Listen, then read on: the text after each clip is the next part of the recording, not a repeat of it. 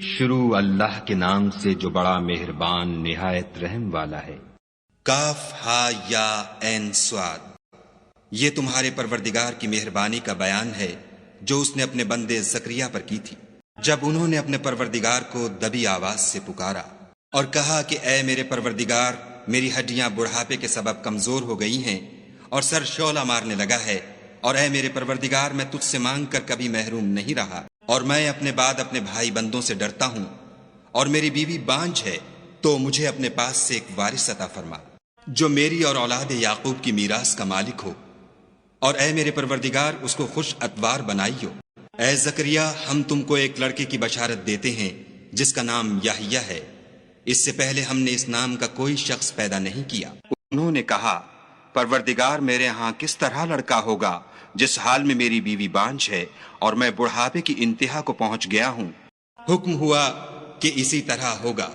تمہارے پروردگار نے فرمایا ہے کہ مجھے یہ آسان ہے، اور میں پہلے تم کو بھی تو پیدا کر چکا ہوں اور تم کچھ چیز نہ تھے۔ کہا کہ پروردگار، میرے لیے کوئی نشانی مقرر فرما۔ فرمایا، نشانی یہ ہے کہ تم صحیح و سالم ہو کر 3 رات دن لوگوں سے بات نہ کر سکو گے۔ پھر وہ عبادت کے حجرے سے نکل کر اپنی قوم کے پاس آئے تو ان سے اشارے سے کہا کہ صبح و شام خدا کو یاد کرتے رہو۔ اے یحییٰ، ہماری کتاب کو زور سے پکڑے رہو، اور ہم نے ان کو لڑکپن ہی میں دانائی عطا فرمائی تھی، اور اپنے پاس سے شفقت اور پاکیزگی دی تھی، اور وہ پرہیزگار تھے، اور ماں باپ کے ساتھ نیکی کرنے والے تھے، اور سرکش اور نافرمان نہیں تھے۔ اور جس دن وہ پیدا ہوئے، اور جس دن وفات پائیں گے، اور جس دن زندہ کر کے اٹھائے جائیں گے، ان پر سلام اور رحمت ہے۔ اور کتاب قرآن میں مریم کا بھی مذکور کرو، جب وہ اپنے لوگوں سے الگ ہو کر مشرق کی طرف چلی گئیں تو انہوں نے ان کی طرف سے پردہ کر لیا۔ اس وقت ہم نے ان کی طرف اپنا فرشتہ بھیجا تو وہ ان کے سامنے ٹھیک آدمی کی شکل بن گیا۔ مریم بولی کہ اگر تم پرہیزگار ہو تو میں تم سے خدا کی پناہ مانگتی ہوں۔ انہوں نے کہا کہ میں تو تمہارے پروردگار کا بھیجا ہوا یعنی فرشتہ ہوں، اور اس لیے آیا ہوں کہ تمہیں پاکیزہ لڑکا بخشوں۔ مریم نے کہا کہ میرے ہاں لڑکا کیوں کر ہوگا، مجھے کسی بشر نے چھوا تک نہیں، اور میں بدکار بھی نہیں ہوں۔ فرشتے نے کہا کہ یوں ہی ہوگا، تمہارے پروردگار نے فرمایا کہ یہ مجھے آسان ہے، اور میں اسے اسی طریق پر پیدا کروں گا تاکہ اس کو لوگوں کے لیے اپنی طرف سے نشانی اور ذریعہ رحمت و مہربانی بناؤں، اور یہ کام مقرر ہو چکا ہے۔ تو وہ اس بچے کے ساتھ حاملہ ہو گئیں اور اسے لے کر ایک دور جگہ چلی گئیں۔ پھر درد ذہ ان کو کھجور کے تنے کی طرف لے آیا، کہنے لگیں کہ کاش میں اس سے پہلے مر چکتی اور بھولی بسری ہو گئی ہوتی۔ اس وقت ان کے نیچے کی جانب سے فرشتے نے ان کو آواز دی کہ غمناک نہ ہو، تمہارے پروردگار نے تمہارے نیچے ایک چشمہ پیدا کر دیا ہے، اور کھجور کے تنے کو پکڑ کر اپنی طرف ہلاؤ، تم پر تازہ تازہ کھجوریں جھڑ پڑیں گی، کھاؤ اور پیو اور آنکھیں ٹھنڈی کرو۔ اگر تم کسی آدمی کو دیکھو تو کہنا کہ میں نے خدا کے لیے روزے کی منت مانی، تو آج میں کسی آدمی سے ہرگز کلام نہیں کروں گی۔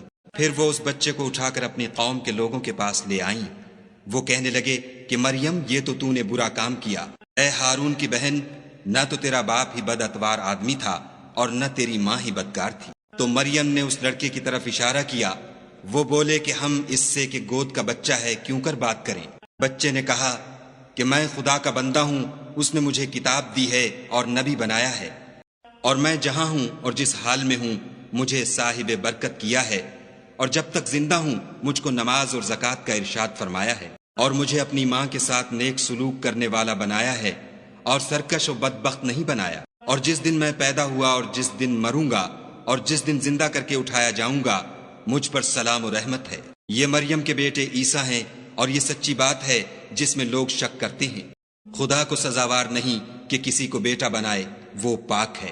جب کسی چیز کا ارادہ کرتا ہے تو اس کو یہی کہتا ہے کہ ہو جا، تو وہ ہو جاتی ہے۔ اور بے شک خدا ہی میرا اور تمہارا پروردگار ہے، تو اسی کی عبادت کرو، یہی سیدھا رستہ ہے۔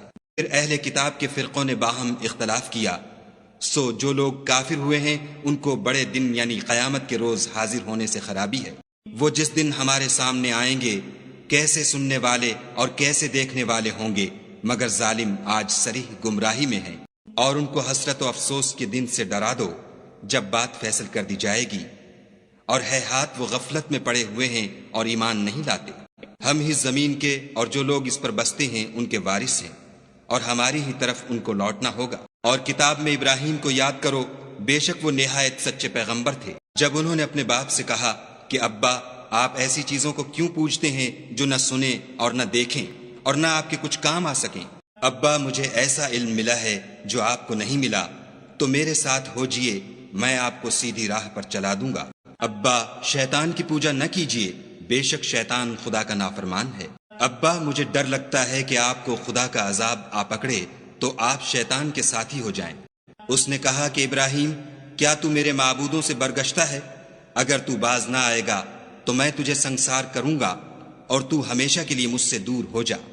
ابراہیم نے السلام علیکم کہا اور کہا کہ میں آپ کے لیے اپنے پروردگار سے بخشش مانگوں گا، بے شک وہ مجھ پر نہایت مہربان ہے، اور میں آپ لوگوں سے اور جن کو آپ خدا کے سوا پکارا کرتے ہیں ان سے کنارہ کرتا ہوں، اور اپنے پروردگار ہی کو پکاروں گا۔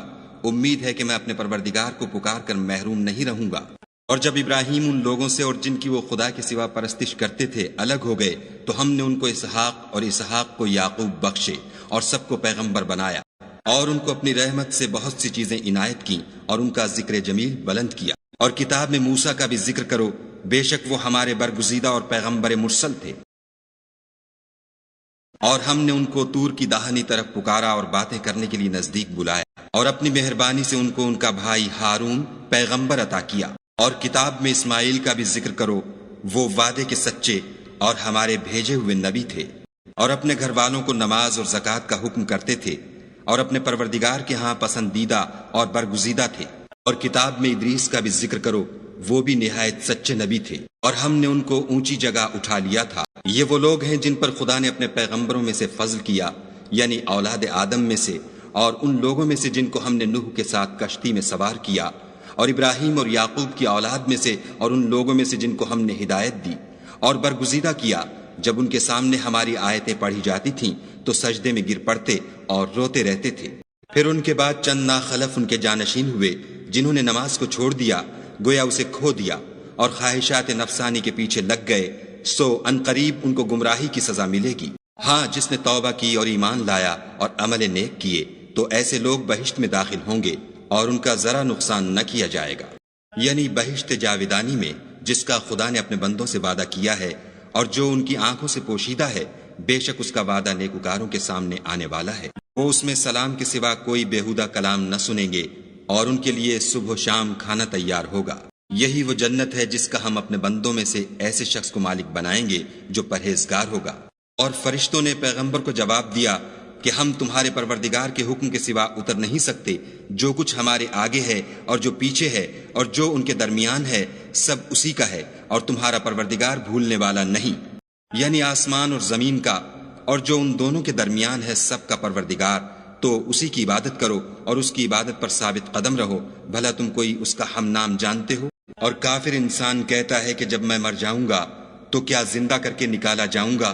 کیا ایسا انسان یاد نہیں کرتا کہ ہم نے اس کو پہلے بھی تو پیدا کیا تھا اور وہ کچھ بھی چیز نہ تھا؟ تمہارے پروردگار کی قسم، ہم ان کو جمع کریں گے اور شیطانوں کو بھی، پھر ان سب کو جہنم کے گرد حاضر کریں گے اور وہ گھٹنوں پر گرے ہوئے ہوں گے۔ پھر ہر جماعت میں سے ہم ایسے لوگوں کو کھینچ نکالیں گے جو خدا سے سخت سرکشی کرتے تھے، اور ہم ان لوگوں سے خوب واقف ہیں جو ان میں داخل ہونے کے زیادہ لائق ہیں، اور تم میں کوئی شخص نہیں مگر اسے اس پر گزرنا ہوگا، یہ تمہارے پروردگار پر لازم اور مقرر ہے۔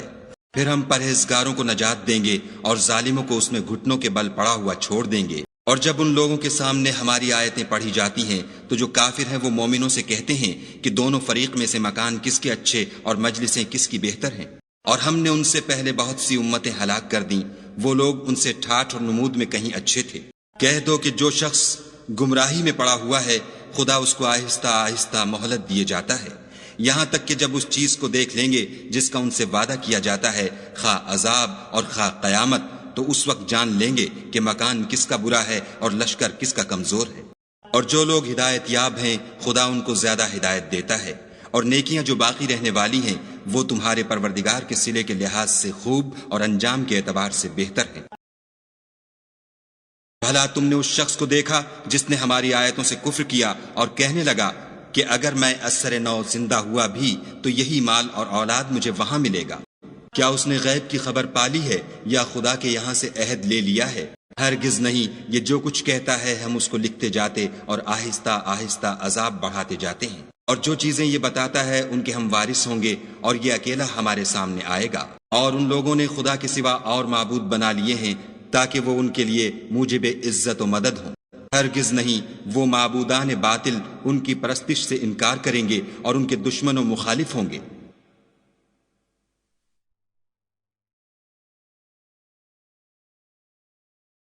کیا تم نے نہیں دیکھا کہ ہم نے شیطانوں کو کافروں پر چھوڑ رکھا ہے کہ وہ ان کو برانگیختہ کرتے رہتے ہیں؟ تو تم ان پر عذاب کے لیے جلدی نہ کرو، اور ہم تو ان کے لیے دن شمار کر رہے ہیں، جس روز ہم پرہیزگاروں کو خدا کے سامنے بطور مہمان جمع کریں گے اور گناہ گاروں کو دوزخ کی طرف پیاسے ہانک لے جائیں گے۔